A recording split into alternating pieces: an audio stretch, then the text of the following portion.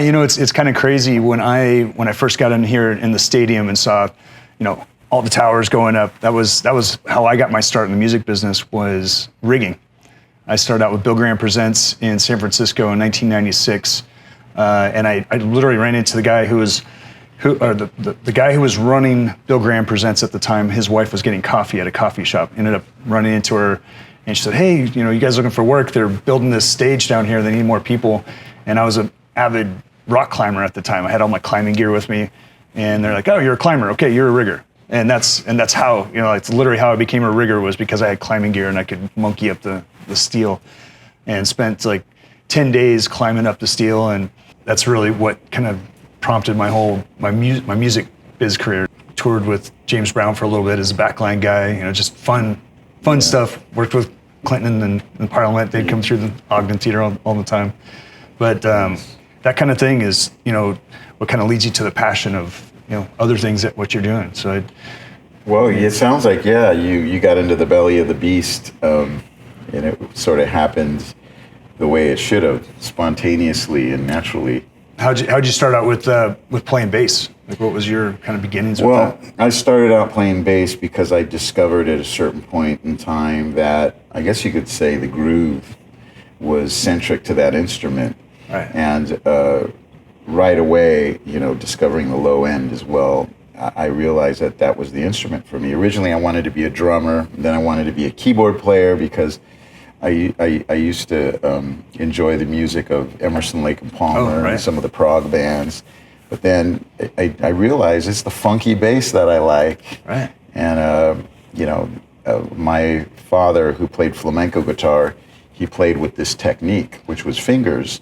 So I naturally played acoustic guitar the same way. Right. And then when I discovered bass, I immediately took that technique to the instrument. So it was a natural fit, because I was already playing a bit of flamenco at the time. It had also gravitated towards, because my dad had a friend who had a bass that was a hollow body, so you could hear it without an amp, because I didn't have an amp at the time. Right. It's always fun, because you're trying to figure out what it is that what you're attracted to, where it shows up for you. Was it the same for you with guitars? And it's interesting, because I haven't really thought about this too much until you guys were talking. Okay, I'm gonna play guitar. I need a guitar, I need some money. So I started working as a dishwasher, and I worked as a dishwasher just long enough for me to buy a Gibson Flying V guitar. Right. But then I needed an amp, and I'd quit once I got the guitar, but then I needed an amp, and so I was like, oh my God, I need to get another job. So I got a job at Burger King, because I knew. Right. And I worked at Burger King too. Because every teenager knows that they can go to Burger King or Jack in the Box or Taco Bell or McDonald's and get an easy job just like that. Yep. You don't have to have any experience. You can just get right in. I did my burger flipping time. Yeah, it's just and so I went straight to Burger King, worked there for 3 or 4 months, just long enough so I could get enough money to buy an amp. And as soon as I got that amp, I quit. Right. Then I had my guitar, I had my amp, I had my band, and we started rehearsing and playing shows around the Bay Area. Yeah. And, that became my life. It's amazing how the passion of music, for music and creativity, like the things that you do. I remember riding my bike 3 miles with a small little amp when I could afford an amp, and then a bass case. And I don't mean a soft case. Right. I mean a bass case, like a Fender bass case. Yeah. And I'm riding on a 10-speed, and I'm balancing that thing. But how did you do that?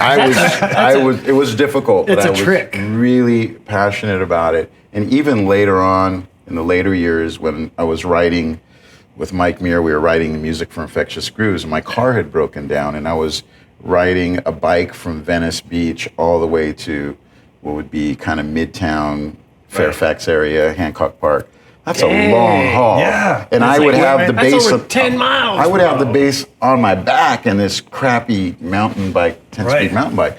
But something about music and creativity draws you to those extremes where all you think about is writing that song, or the experiencing those moments when you're jamming and you're creating this beautiful, the journey of it. Yeah, right. Art, basically. I can relate to you doing that, because I used to have to do a very similar thing, I used to have to bike about 12 miles to a small music store in Berkeley, and it would be me and my bike, but once I got to that music store, I knew there would be guitars on the wall that I can just grab, and I'd show up at that music store, grab a guitar off the wall, take out my last week's lesson, right, and show it to my teacher and go, I learned this lesson, Joe Satriani. Teach me this, or teach me this week's worth of lessons. Right. And Joe would beat me up for an hour and just disparage me, challenge me, and just give me the most impossible stuff and say, I want you to learn this by next week. And I was just like, I'd be intimidated, a little frustrated and hurt because you always say stuff like, nope, you got to do it this way, or nope, keep your thumb in the middle of the neck, you know? But I would be energized at the same time, and that energy would carry on to the next week, to maintain that, that's one of my main goals, as I continue to play guitar today. Constantly challenging myself, constantly putting stuff in front of me. I'm going, I can't make heads or tails out of this. Constantly, listening stuff that I can't comprehend musically, but I know I like. Right. And just constantly, feeding my own curiosity. I mean, that's my approach. And I think that's one of the things about being in a band is, and especially like this, where you have individuals that grew up certain ways, but there's a level of passion that's so important to what we do, and taking the energy of that with that passion and applying it to other things in life that we can try and have fun with and experiment, and and obviously taking us into the journey with Blackened Whiskey and turning that into a creative experience, but also something that connects obviously with our fan base, because we feel that same passion that they feel. That's how we grew up, and that's important to us. We feel grounded with that, and we like to celebrate that. We take chances, we try different things, and sometimes they work out and sometimes they don't, and that's just what life's all about. That's what life's all about for Metallica. Right.